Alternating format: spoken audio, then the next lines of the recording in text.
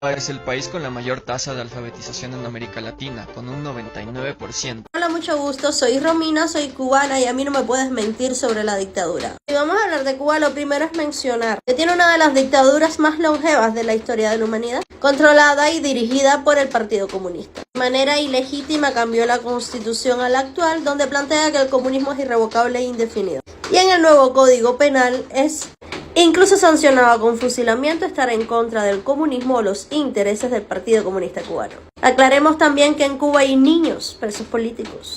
Digamos que la educación es pública, porque es cierto, ya que de esta manera el Estado puede adoctrinar a las masas. No olvidemos mencionar las condiciones precarias en las que los niños estudian en las escuelas.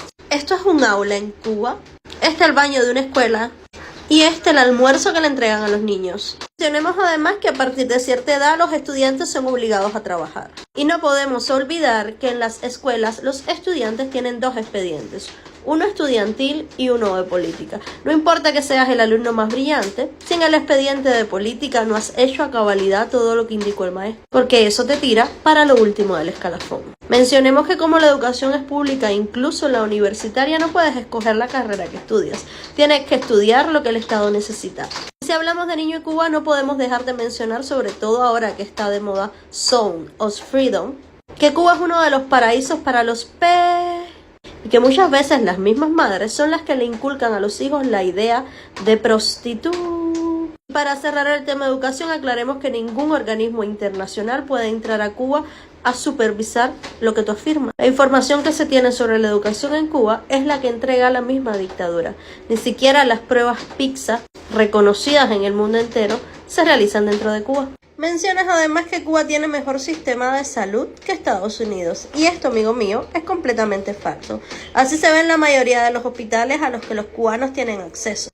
Porque sí, Cuba es una potencia médica para la medicina extranjera, o al menos ese es el discurso que vende la dictadura cubana. ¿Y por qué te preguntarás tú? Porque una de las mayores fuentes de ingreso de la dictadura cubana es vender médicos como esclavos del siglo XXI. Con solo poner en Google médicos cubanos denuncian explotación, te sorprenderás de la inmensa cantidad de denuncias. Pues, porque tu posición sesgada no te quiere dejar ver. Facebook, que es la red social que más ocupan los cubanos, está llena de denuncias de hospitales que se caen a pedazos, porque a pesar de que la dictadura factura millones vendiendo médicos cubanos a otros países y se queda con el 90% de dicha venta y al médico solo le entrega 10 alegando que el resto del dinero se necesita para mantener la salud pública en Cuba, los hospitales de los cubanos se caen a pedazos. No haga abasto. No podemos dejar de mencionar que la mayoría de los utensilios que se utilizan dentro de un hospital son arcaicos y están descontinuados en la mayor parte del mundo.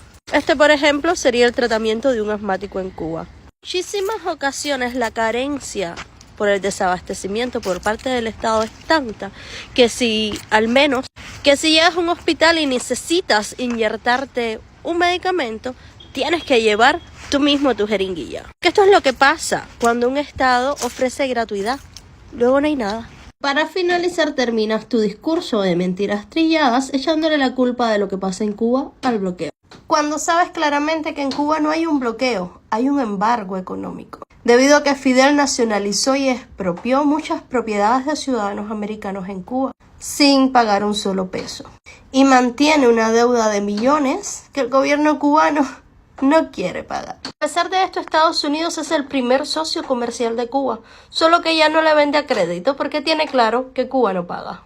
O sea, no Cuba, la dictadura cubana, que es quien controla la economía en Cuba.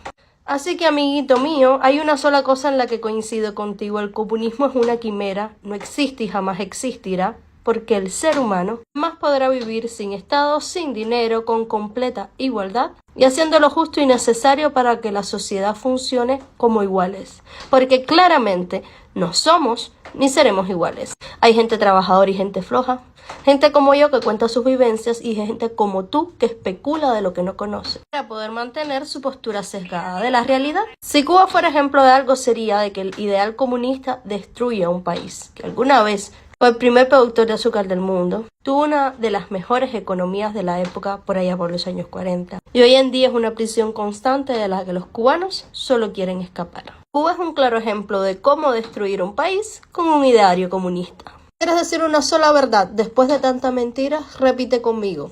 El único bloqueo que hay en Cuba es el bloqueo del Partido Comunista Cubano.